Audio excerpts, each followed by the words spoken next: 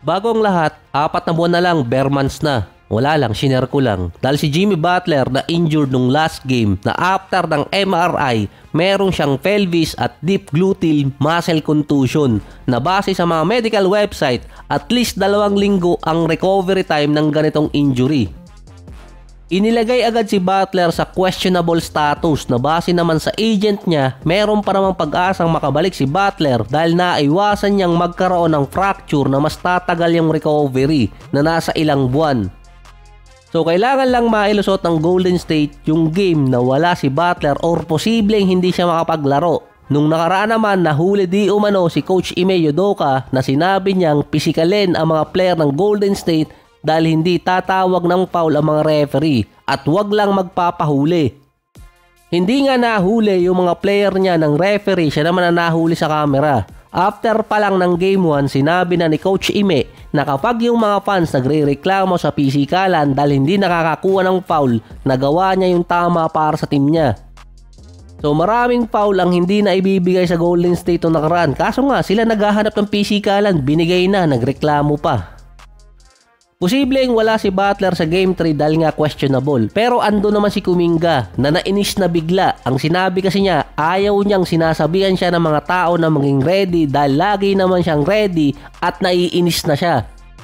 Ito nga lang yun, sa Game 2, imbes na magkamali si Steve Kerr sa ginawa niyang ibangko siya, naging tama patuloy, nag-second motion pa si Steph nang sabihin niyang dapat makita ni Kuminga at maintindihan yung intensity ng game.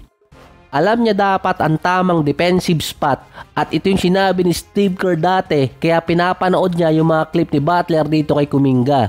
Nagiging liability kasi siya sa offense at defense. Ready naman talaga siya, hindi nga lang ata sa series kundi sa off-season at lumipat ng ibang team.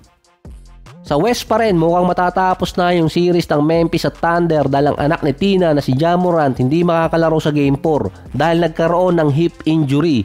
Yung kay Ja Morant halos katulad lang din yun na nangyari kay Butler. Pero meron na kasi siyang injury sa paa na dagdagan. Hindi na kaya ng painkiller. Yung mga fans hinihiling na isuspinde si Lu Dort dahil sa nangyari kay Ja Morant noong Game 3. Kaso wala naman sila magagawa dun eh. Nakalamang na rin ang Memphis sa game na yun ng 29 points pero nung nawala si Morant, madalian lang na hinabol ang Thunder at parang naging one-sided lang yung game. Matinding matchup naman talaga yung Nuggets at Clippers. Kung si Jokic pumunta sa mundo ng mga halimaw ang Makai word, si Kawhi naman, mark my word.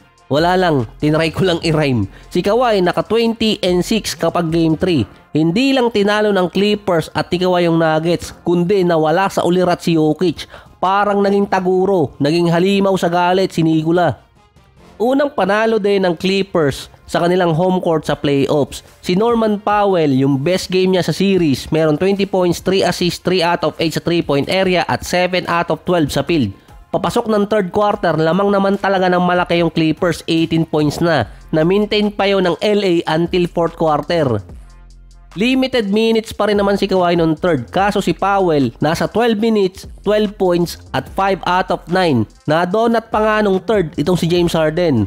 Pinagod pa rin si Kawhi kahit lamang na sila ng malaki na nakapaglaro pa rin siya ng 35 minutes pero meron siyang 21 points, 11 rebounds at 6 assists.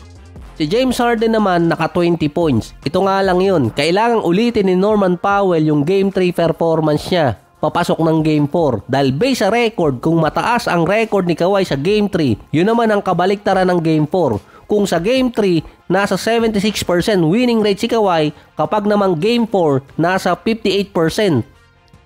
Para lumaki ang chance no ng Clippers na makapasok sa next round, kailangang hindi manakaw ng Nuggets yung home court advantage nila. Kahit pa nag-a-average si Kawhi sa Game 4 ng 20 points, 8 rebounds, 2 assists at 2 steals.